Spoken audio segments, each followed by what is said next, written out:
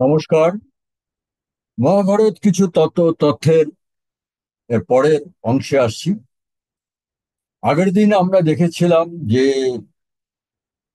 ভগবান শ্রীকৃষ্ণ পৌঁছলেন হস্তিনাপুরে তার শান্তি প্রস্তাব নিয়ে। শেষ চেষ্টা যুদ্ধ এড়ানো যায় কিনা, কিন্তু তার সে প্রস্তাবও ব্যর্থ হলো। তার সম্পূর্ণ বর্ণনা আমরা আগের অংশে দেখেছি। এবং সবার শেষে শ্রীকৃষ্ণ সাত্যকীর হাত ধরে সভা ছেড়ে বেরিয়ে এলেন। এবং রাজসভা থেকে বেরিয়ে শ্রীকৃষ্ণ প্রথমেই মাতা কুন্তির সঙ্গে দেখা করতে গেলেন এবং জানতে চাইলেন যে আপনি তো 13 বছর হয়ে গেছে নিজের পুত্রদের এবং পুত্রবধূকে দেখতে পাননি, তো আপনি তাদের কোনো সন্দেশ বা কোনো বার্তা দিতে চান কিনা। কারণ শ্রীকৃষ্ণ জানতেন এরপরে তো যুদ্ধ শুরুই হবে, যুদ্ধ শেষ না হলে আর মায়ের সঙ্গে ছেলেদের দেখা হবে না।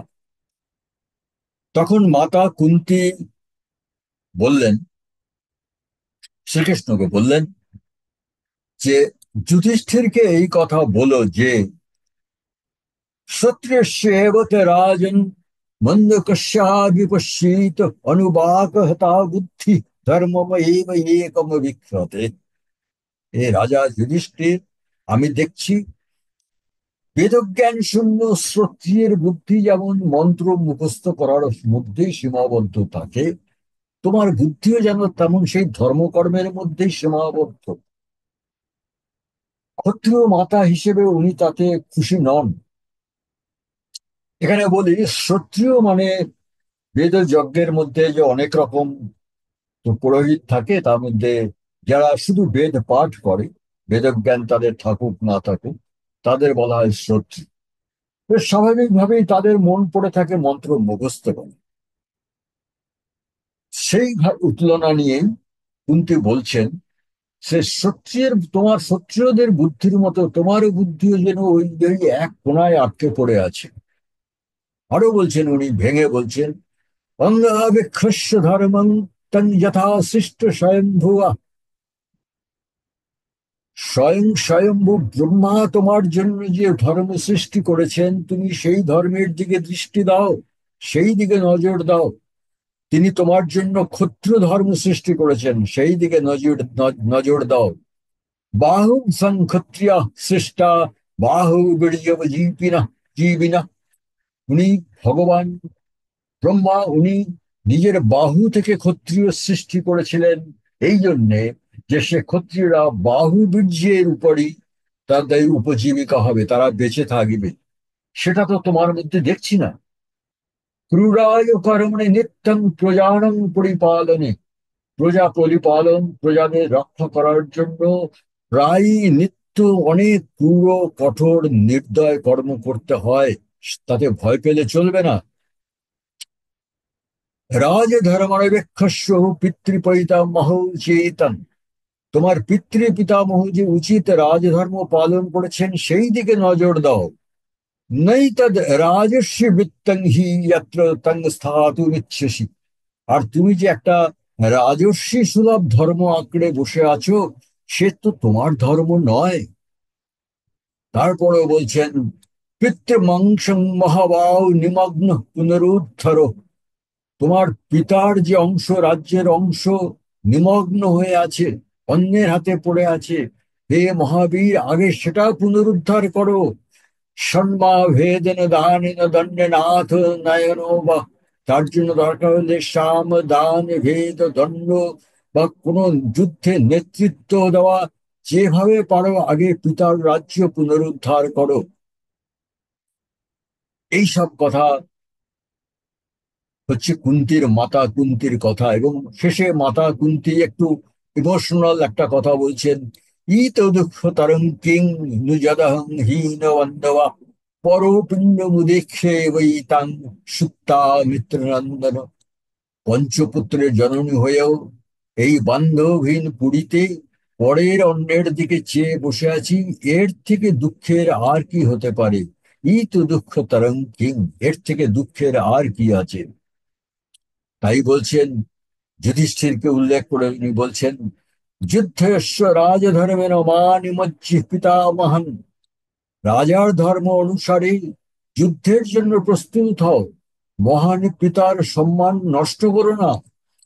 মা গম ক্ষীণ পুণ্যস্তাংশা নিজ পাপিকাং গতিম, এই যুদ্ধর ভয় থেকে যুদ্ধ এড়িয়ে গিয়ে ক্ষত্রিয় ধর্মের পুণ্য বঞ্চিত হয়ে তোমার নিজের ভাইদের সঙ্গে নিয়ে শেষে পাপলোকে গমন করো না।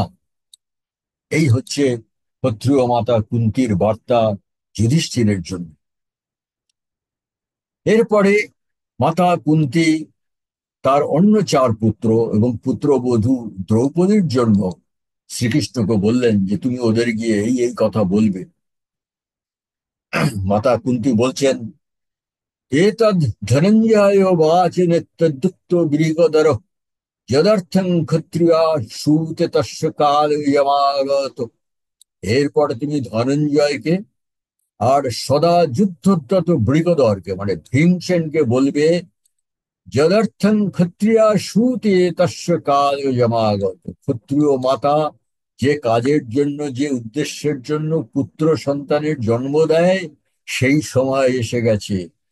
নহি বৈরং সমা শব্দ শীদন্তি পুরুষর সভা, বিবাদের সময় যখন এসেই পড়ে তখন কোনো ক্ষত্রিয় পুরুষ হাত গুটিয়ে বসে থাকে না।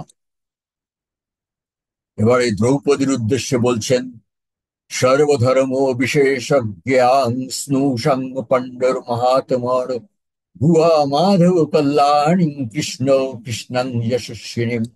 হে মাধব, মহাত্মা পাণ্ডুর পুত্র ধর্ম, সর্বপুত্রবধূ, সর্বধর্ম বিশারদা, যশস্বী কল্যাণী কৃষ্ণাকে বলবে, যুক্তম এতন মহাভাগে কুলে যাতে যশস্বিনী। হে দ্রৌপদী, মহাভাগ্যশালী কুলে তোমার জন্মে, জন্মে পুত্রেষু সর্বেষু যথাবৎ তামবর্তিথা। আমার পুত্রদের জন্য তুমি এই গত 13 বছর ধরে যা করেছো তা শুধু তুমিই করতে পারো, তা শুধু তোমারই উপযুক্ত। এবারে মাতৃপুত্র নকুল সহদেবের উদ্দেশ্যে বলছেন মাতা কুন্তি, মাতৃপুত্রৌ চ বক্তব্যৌ ক্ষত্র ধর্মরতা বুভৌ, বিক্রমেজার্জিতং ভোগন বৃণীতং জীবিতাদপি। এরপরে ক্ষত্র ধর্মপরায়ণ মাতৃপুত্রদের বলবে, যতক্ষণ দেহে প্রাণ আছে ততক্ষণ শুধু পরাক্রমের সাহায্যে অর্জিত সম্পত্তি ভোগ করবে, কারো কাছে হাত পাতবে না, ভিক্ষে চাইবে না। বিক্রমাধিগতা হ্যর্থা ক্ষত্র ধর্মেণ জীবিত, মনো মনুষ্যদ্য সদা পৃণন্তি পুরুষোত্তম। শুধু পরাক্রমের সাহায্যে অর্জিত সম্পত্তি ক্ষত্রিয়কে সবচেয়ে বেশি তৃপ্তি দেয়। কোনো কারো থেকে দান পেয়ে বা কারো থেকে ভিক্ষে পেয়ে সে সম্পদ ক্ষত্রিয়কে তৃপ্তি দেয় না। এই হচ্ছে মাতা কুন্তির আশীর্বাদ বা বক্তব্য তার 5 পুত্র এবং পুত্রবধূর জন্য। এবারে শ্রীকৃষ্ণ মাতা কুন্তির সঙ্গে দেখা করার পরে শ্রীকৃষ্ণ আবার উপপ্লব্য নগরের দিকে রওনা হলেন। উপপ্লব্য নগর মানে যেখানে পাণ্ডবরা শিবির গেড়ে বসে আছেন, বিরাট রাজার দেশে বিরাট নগরী থেকে একটু দূরে সেইখানে। এই সময় তিনি কর্ণকেও সঙ্গে নিয়ে নিলেন। কি হলো, শ্রীকৃষ্ণের বিদায়কালে অবশ্যই কৌরব রথীরা তাকে বিদায় জানাতে এসেছিলেন। হঠাৎ শ্রীকৃষ্ণ কর্ণকে বললেন, কর্ণ তুমি আমার রথে উঠে এসো, কিছু কথা আছে। তাতে অন্যরা একটু অবাক হয়ে গেলেন বটে, কিন্তু কর্ণ শ্রীকৃষ্ণের রথে উঠে বসলেন এবং কর্ণের রথ পিছন পিছন চলল। এবং সেই সময় শ্রীকৃষ্ণ কর্ণকে কিছু গোপন কথা বলেছিলেন। এই গোপন কথোপকথনটা সাধারণত আমরা শুনি না যে শ্রীকৃষ্ণের সঙ্গে কর্ণের এই কথা হয়েছিল। সেই সময় মানে সেই দিন, এখানে একটা ফুটনোট আছে, সেই দিনটা ছিল হচ্ছে গিয়ে আহ 5561 খ্রিস্টপূর্বাব্দের 9 বা 10ই সেপ্টেম্বর। 5561 খ্রিস্টপূর্বাব্দ, মানে এখন হচ্ছে 2025, তার মানে হচ্ছে এই 7500 বা 7600 বছর আগের ঘটনা। এক্সাক্ট ডেট হচ্ছে 9 বা 10ই সেপ্টেম্বর। এবার এখানে একটা প্রশ্ন হয়তো আপনারা অনেক করবেন, এই এক্সাক্ট ডেটটা এলো থেকে। এখানে আমি একটু মূল বক্তব্য থেকে একটু সরে এসে বলি। আমি কিন্তু একদম শুরুর দিকে আপনাদের বলেছিলাম যে ব্যাসদেবের মহাভারত পুঙ্খানুপুঙ্খভাবে পড়তে হলে কিন্তু তার আগে অন্য কতগুলো বিষয় একটু পড়াশোনা করতে হবে। তার মধ্যে একটা ছিল জ্যোতির্বিদ্যা বা অ্যাস্ট্রোনমি। মনে রাখবেন, অ্যাস্ট্রোলজি বা জ্যোতিষবিদ্যা নয়। জ্যোতিষবিদ্যার সঙ্গে বেদ, পুরাণ, উপনিষদের কোনো সম্পর্ক নেই। এটা সম্পূর্ণ অন্য জিনিস। এটা আপনারা নিজেরা পড়াশোনা করে নেবেন। জ্যোতিষবিদ্যা কোত্থেকে এলো? বেদের থেকে যেটা আছে সেটা হচ্ছে জ্যোতির্বিদ্যা বা অ্যাস্ট্রোনমি, যেখানে গ্রহ নক্ষত্রের অবস্থান ইত্যাদি নিয়ে নানা রকম আহ, বৈজ্ঞানিক আলোচনা আছে। তা যেটা হয়েছে, মহাভারতে বিভিন্ন জায়গায়, প্রায় 350 জায়গায়, শ্লোকে ব্যাসদেব গ্রহ নক্ষত্র, সূর্য, চন্দ্রের অবস্থানের বর্ণনা করেছি। এবং সেটা নিয়ে এতদিন খুব রিসার্চ করা সম্ভব হয়নি, এত বছর। কারণ কি, সেরকম কোনো অ্যাস্ট্রোনমিক্যাল মেজারমেন্ট সায়েন্স বা সফটওয়্যার অ্যাভেলেবেল ছিল না, আজ থেকে 100 বছর আগেও ছিল না। তবে হ্যাঁ, বিভিন্ন পণ্ডিতরা যখন এইগুলো বিভিন্ন মহাভারত বিভিন্ন ভাষায় ট্রান্সলেট করেছেন, তারা এগুলো উল্লেখ করেছেন, এই গ্রহ নক্ষত্রের অবস্থান। কিন্তু সেই দিনটা কবে ছিল সেই হিসেব করাটা খুব কঠিন ছিল। এখন প্রায় 50 বছর হলো এই সব অ্যাস্ট্রোনমিক্যাল সফটওয়্যার পাওয়া যাচ্ছে। এই 40-50 বছর হলো এই সফটওয়্যার গুলোর সাহায্যে বহু বহু হাজার বছর আগের বা বহু বহু হাজার বছর পরের কোনো দিনের গ্রহ নক্ষত্রের অবস্থান এটা জানা যায়। এবং বর্তমানে ভারতবর্ষের কিছু এবং ইউরোপ আমেরিকার বহু বিজ্ঞানীরা, তারা সবাই বিজ্ঞানী, তারা ধার্মিক লোক না, বহু বিজ্ঞানীরা এই মহাভারতের এইসব দিনক্ষণগুলো নিয়ে তারা গবেষণা করে যাচ্ছেন। তো সেই সব গবেষণার ফলশ্রুতি হিসেবে এই মনে করুন আজ থেকে 10 বছর আগে আমরা জানি যে সেই দিনটা এক্স্যাক্টলি কোন দিন ছিল। তা কর্ণের সঙ্গে কৃষ্ণের এই যে কথা হলো, সেটা ছিল খ্রিস্টপূর্ব 5561 বছরের 9 বা 10ই সেপ্টেম্বর। যাই হোক, মূল কথায় আসি। শ্রীকৃষ্ণ কর্ণকে তার রথে উঠিয়ে নিলেন এবং নানা রকম কথার মধ্যে থেকে, ইঙ্গিতপূর্ণ কথার মধ্যে থেকে, শ্রীকৃষ্ণ একটু অপাঙ্গে ইঙ্গিতে কর্ণকে কতগুলো কথা বলছেন। শ্রীকৃষ্ণ বলছেন কর্ণকে, কর্ণীয়স্য শহরস্য কর্ণায়ং যস্য জায়তে বুড়হারং পিতরং তস্য প্রাহু শস্ত্রবিদ জনা।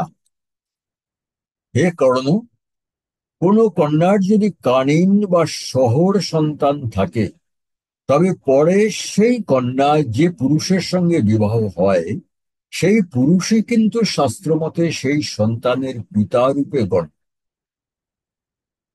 অর্থাৎ শ্রীকৃষ্ণ একটু ঘুরিয়ে কর্ণকে বলছে।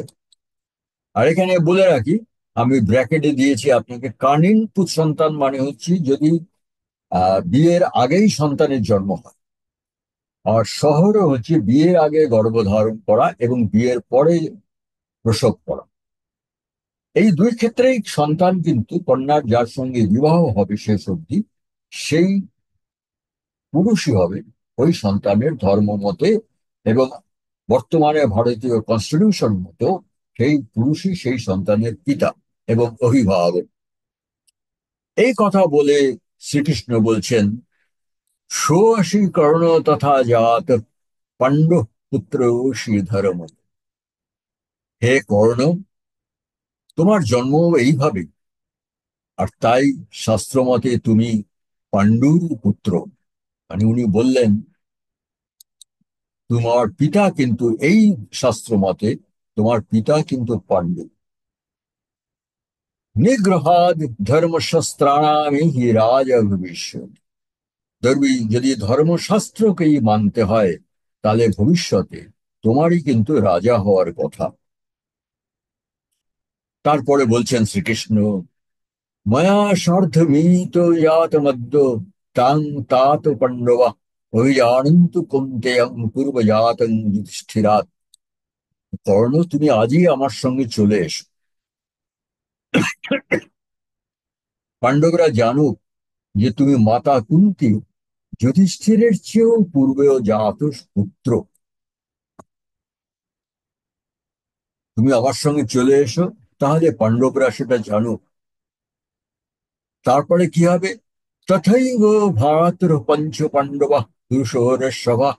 তখন তোমার 5 পুরুষ সিংহ ভাই পঞ্চ পাণ্ডব, দ্রৌপদেয়াস্তথা পঞ্চ, দ্রৌপদীর পঞ্চপুত্র, পঞ্চালাস্তথা পঞ্চালরাজ চেদিরাজ, অহং চ, এবং আমিও, তাভিষেচ্ছামি রাজানং পৃথিবীপতিম। তোমাকে এই পৃথিবীর রাজা হিসেবে অভিষিক্ত করতে পারবে। সৌভ্রাত্রাং চৈব তেऽদ্যাস্তু ভ্রাতৃদিঃ সহ পাণ্ডব। হে কর্ণ, আজ থেকেই তুমি আমার সঙ্গে চলে এসো। আজ থেকেই পঞ্চ পাণ্ডবের সঙ্গে তোমার ভাই ভাইয়ের সম্পর্ক গড়ে উঠুক। এই প্রস্তাব শ্রীকৃষ্ণ দিলেন।